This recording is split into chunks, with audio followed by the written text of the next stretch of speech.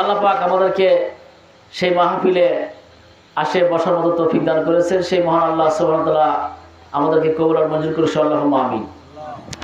ওয়াজ শুনে কি হবে? যদি বাস্তবায়ন না করতে পারেন তাহলে কিন্তু কাজ হবে না। কি বলেন, ঠিক কিনা?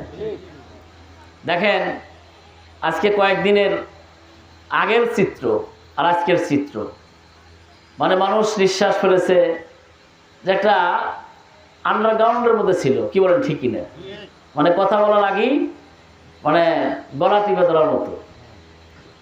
কিন্তু এত উৎফুল্লিত হওয়া লাভ নেই যদি কাজ না করতে পারেন। খালি একটু মুক্ত হলেন আর আপনি কোনো কাজ করবেন না, যে না এখন তো কাম হয়ে গেছে, তা কিন্তু হবে না। আপনার কবরে কিন্তু কেউ যাবে না। আপনার কবরে আপনাকে যেতে হবে, আমার কবরে আমাকে যেতে হবে। কি বলেন, ঠিক কিনা? সেই জন্য আপনাকে আমল করতে হবে। ওই স্বাধীনতা অর্জন হলো, কিন্তু আপনি কাজ করবেন না, ওরা যা করছে আমি সেভাবে চলতেছি, তাহলে কিন্তু হবে না। হ্যাঁ, একটা কথা হয়েছে, মুক্ত হয়েছেন। এই মুক্ত মানে কি? নাচ গান করা। মুক্ত মানে নামাজ না পড়ে খালি ফিল্ডিং মারা, খিচুড়ি খাওয়া, গরু খাওয়া, এর নাম কি এইটা? মুক্ত হওয়া মানে হচ্ছে আপনি আনন্দের সহিত আল্লাহর কাছে জিকির করা, আল্লাহর কাছে কাকুতি মিনতি করা, আল্লাহর কাছে চাওয়া, আল্লাহর কাছে ডাকা, তাহলেই কি আপনি মাপ পাবেন। তাছাড়া কিন্তু কোনো মাপ পাওয়ার কোনো জায়গা নেই। আজকে মহান রব্বুল আলামিন আমাদের কাছে যে বার্তা পাঠিয়ে দিয়েছেন, আমাদের সন্তানগুলো আমাদের কাছে চলে যাবে, খালি সন্তান যাবে, বাপ মা যাবে, সবাই যেতেই হবে। কথা বল, ঠিক কিনা? 100% আপনাকে মৃত্যুর স্বাদ গ্রহণ করা লাগবে। কুল্লু নাফসিন যায়িকাতুল মাউত। বাংলাদেশে বক্তা বেলা, ওয়াজ বেশি, কিন্তু আজকে আমাদের মধ্যে কিন্তু আমল নাই। বক্তাগারও আমল নাই, শ্রোতাগারে আরও নাই। এই জন্য কিন্তু একটু সমস্যা। একটু ইদানিং আমাদের শুরু হয়েছে। এই যে আমাদের বাংলাদেশে মেলা বক্তা আছে, মনে করেন যে কন্ট্রাক্ট করিয়া, ডিমেন্ড করিয়া নিয়ে এসে ওয়াজ করে দিছি। এমনকি শুক্রবারের খতিব, যে এর আগের ওয়াজে কিন্তু বলছিলাম, হাটিকুরুল ইনানে যদি খবর না যায়, 2-1টা মসজিদ বাদ রেখে প্রায় মসজিদের খতিব কিন্তু কন্ট্রাক্ট করা, টাকা দিয়ে কিনে নিয়ে আসা। কথা কন, আছে না নাই? তাহলে কি লাভ হবে? আল্লাহ রাসূলের সুন্নতি তরিকায় যদি আপনি চলতে চান, চলা কঠিন, তারপরেও আমাদের মধ্যে একটু চলা লাগবে। সেটা হচ্ছে যে আমাদের একটা চিন্তা চেতনা ফিকির হচ্ছে, যদি আপনার সন্তান, আমরা অনেক সময় মনে করি যে হারে এই সময় এই ছলটা মারা গেল, অনেক শিরকি কাম। অনেক সময় আমরা কি করি? শিরকি কাম করি, কবিরা গুনাহ করি, সগীরা গুনাহ করি। অনেক সময় আমাদের মধ্যে কি থাকে? বেদাতি কার্যকলাপ ঢুকে পড়ছে। এখন তো মৌলবি আর লাগে না, এখন রিকশাওয়ালারাই ফতোয়া দেয়। কথা বল, ঠিক কিনা? কি সব ফতোয়া মাঝে মাঝে আসে। এই পরশুদিন একজন ফোন দিছে, দেখতে হুজুর আমার ছল পড়লে এখন একটু অশান্তি হয়েছে। বলে কি হয়েছে? 4 ছলের মা ছল বিয়ে করাইছে, মিয়া বিয়ে দিছে, তাহলে বয়স কি কম? এই অবস্থা কয় রাগ হচ্ছিল হুজুর, না পারে জাহেরে কোর্টের মধ্যে তালাক দিছি। এখন ছল বল সব হচ্ছে, আমার নিয়ে আসা লাগবে। তাহলে কি হলো অনেক বেলা কয়া দেন। মানে এটা ওনার মামুর বাড়ি আবদার, যে মামু আল্লাহ দুধি পিঠা খামো খিলা দেন নাকি? বলেন যে কোরআনের যে ফেরকা আছে, এই ফেরকাতে আটকে গেছে না, আমার পক্ষে আর সম্ভব না। আমরা যদি জাহেরে এখন এখানে তওবা পড়াই, তাহলে যারা ওই তওবা পড়াবে, যারা ওখানে পড়বে, সবাইকে জাহান্নামে যাওয়া লাগবে। জোরে কোন নাউজুবিল্লাহ। আজকে আমাদের সমাজে এগুলা অশান্তি বেশি চলছে। আপনি দেখবেন অশান্তির আগুন জ্বলার মূল কাহিনী হচ্ছে যে এই যে সমাজে পর্দা নাই, জেনা বা বিচার বেশি, যার পরিপ্রেক্ষিতে আমাদের কিন্তু এই অবস্থা। আল্লাহ রাব্বুল আলামিন ক্লিয়ার করে জানায়া দিয়েছেন, যদি অরিজিনালি ভাবে আমরা আল্লাহর দিকে উরুজ্জ হই, আল্লাহর দেওয়া বিধান যদি পালন করতে পারি, আমরা মুসলমান দাবি করি। কোরআন ছাড়া মুসলমান কখনো মানাবে না। আমরা যে মুসলমান, তার প্রমাণ কি কন্ত? তার প্রমাণ হচ্ছে কোরআন মানা, কোরআন দিয়ে জীবন তৈরি করা। আল্লাহু আকবার বলেন। কোরআন কি আমরা মানি? বলতে পারে হুজুর কি করেন? কোরআন মানি না মানে 100 বার মানি। কোরআন মানি, কোরআনের বিধান মানি না। মুখ দিয়ে স্বীকার দিতে অবশ্যই কোরআন মানি, হুজুর কোরআন কি? কিন্তু বলেন তো সমাজের মধ্যে সুদের ব্যবসা আছে না নাই? তাহলে কি কোরআন মানা হলো? কোরআনে সুদ হারাম না জায়েজ? তাহলে আল্লাহ করলো হারাম, সেটা আমি আপনি খাওয়াতেছি আরাম। কথা বল, ঠিক কিনা? এখানে সুদের টাকা দিয়া সব কিছু করিয়া নিয়ে এসে বাইন করে বসে খালি আল্লাহর কাছে করতেছে, আল্লাহ মাফ করে দাও। আল্লাহ কি তাই মাফ করে দিবে? সুদের পাপ কয়টা কত দেখি, ধ্যানে একটু মন নেই। গত বছর কয়ে গেছি, মন থাকে না, তাই না? এটা কিন্তু তিরমিজি শরীফের হাদিস, 6ষ্ঠ খণ্ডের মধ্যে দেওয়া আছে, বুখারীর হাদিস। সুদের পাপ কয়টা? 70টা। যেরকম কয়টা? একটা সুদ খাইলে 70টা পাপ হবে। তার 1 নাম্বার পাপ কি জানেন? 1 নাম্বার পাপ হলো আল্লাহর সাথে যুদ্ধ ঘোষণা করা। এরা জোরে নাউজুবিল্লাহ কর। তাহলে এবার বলেন, 1 নাম্বার পাপ যদি আল্লাহর সাথে যুদ্ধ ঘোষণা করা হয় তাহলে কি উপায় আছে? তাহলে আল্লাহ এখানে কি বলে দিলেন? 1 নাম্বার পাপ আল্লাহর সাথে যুদ্ধ ঘোষণা করা। আর আল্লাহর সাথে যুদ্ধ করব তারা এই সমাজে সবচেয়ে বড় কাফের মুশরিক যারা। কথা কোন ঠিক কিনা? এখন 2 নাম্বার, 3 নাম্বার, 4 নাম্বার এরকম করে 70 নাম্বার পর্যন্ত চলে যান। ওরে 70 নাম্বার শেষ হয়ে গেল, নাম্বার 70 নাম্বার পাপ। আমার ভাইজান, 70 নাম্বার পাপ হলো আপন মায়ের সাথে জিনা করা। কথা কার? আল্লাহর কথা। রাসূল বলছেন, কিন্তু কথা কার? আল্লাহর। এলা জোরে কর না কেন? আল্লাহর নাম নিলে কি গুনাহ হবে নাকি? একবার না, 2 বার না, 70 নাম্বারে বলা হয়েছে আপন মায়ের সাথে জিনা করা। আপন মায়ের সাথে জেনার কথা সাহাবীরা বললেন, হুজুর আপনি কি বললেন? বিশ্বনবী ডাকতে বলল, জানো না আপন মায়ের সাথে পাপের কথা বলেছে 1 বার না, 2 বার না, 36 বার না। এক হাদিসে বলতেছে 39 বার জিনা করলে যে পাপ হবে ওই পরিমাণ পাপে পাপিষ্ঠ হবে একজন সুদখোর। জোরে নাউজুবিল্লাহ কর। তাহলে মায়ের দিকে, আপন মায়ের সাথে জেনা তো দূরের কথা, তার দিকে যদি কোন নজর তাকান যায় তাই কিন্তু ইমান তো দূরের কথা, মানে জানোয়ারের চাইতেও নিম্ন হয়ে যাবে। কথা কোন ঠিক কিনা? এই সুদ আমাদের সমাজে কম না বেশি? ওরে বাপ রে বাপ, এই সুদ কিন্তু আমাদের সমাজে সয়লাব করা। আমরা তো কোরআন মানি, সেই জন্য কিন্তু এই আল্লাহ এরকম আযাব দিয়ে আসতেছে। যুগে যুগে জালেম শাসক দিবেন, ওরা এরকম আসবে, চামড়া বন্ধ ছিঁড়া ফলাবে। এখন আবার ভাবতেছেন যে বোধ হয় মুক্ত হয়েছি, না, আসলে মুক্ত এখনো হন নাই। কারণ যদি আপনি কোরআন না মানেন, আল্লাহর গজব এরকম ঘুরে ঘুরে বিভিন্ন জায়গায় বিভিন্ন কায়দায় চলে আসবে।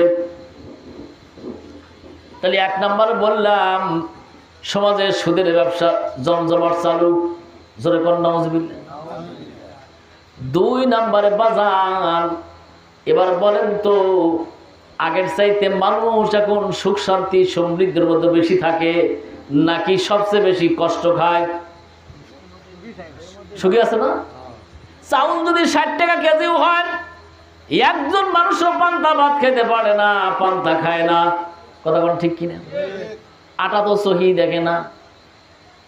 আমার ছোট্ট ছেলে বলে, আব্বু আমি তো আটা দিয়ে রুটি বানাই কেমন করে? গম কা কয়, আটা তাও চেনে, মাঝে মাঝে কিনে নিয়ে আসে, কিন্তু গম চেনে না। গম কি চেনে? তাহলে এখন বলেন, সমাজে অভাব নাই, কিন্তু যদি এই চরিয়া মাঠ পাড়া আর এক পাড়া গেলাম না, আমাদের পাড়া বাদ দেন, আমার অন্য পাড়া বাদ দেন, শুধু চরিয়া মাঠ পাড়া যদি হিসাব নেন, একটা ফ্যামিলিতে যা খবর নেবেন মা বাবাকে ভাত দেয় না, এই সংখ্যা সমাজে কম না বেশি? ছেলে হাটিপাড়ার একটা ছেলে পালসার গাড়ি নিয়ে চলে, ওই রকম মোশান, এখন সময় এখন ড্রেস পরে, এখন গ্লাস লাগায়। তা আমি, ওর বাবা হলো একটা দোকানে কর্মচারী, ভালো করে শুনে কথাটা, দোকানে কর্মচারী, তা আমার হাতে খুব পরিচিত।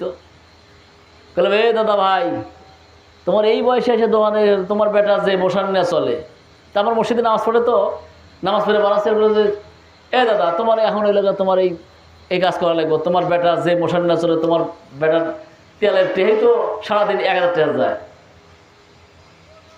মসজিদের মধ্যে আমার দিকে তাকাইয়া চোখের পানি ফালাইয়া দিয়া ডাক দেয়া বলে, মাওলানা তুমি আমার ছোট ভাই, এই কথাটা বাদ দিয়া তোমার স্যান্ডেল দিয়া গালে দুইটা বাড়ি দিয়ে দাও, কারণ আমার কোনো কিছু নাই।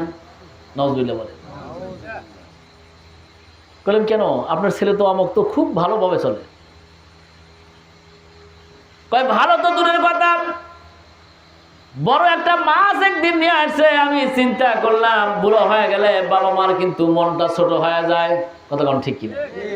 কয় আমার একটু মন বড় আশা যে ছেলে নিয়ে এসে আলাদা যতই খায় অন্তত একটা পেটির চাকা আমাকে বৌমা দিয়ে যাবে।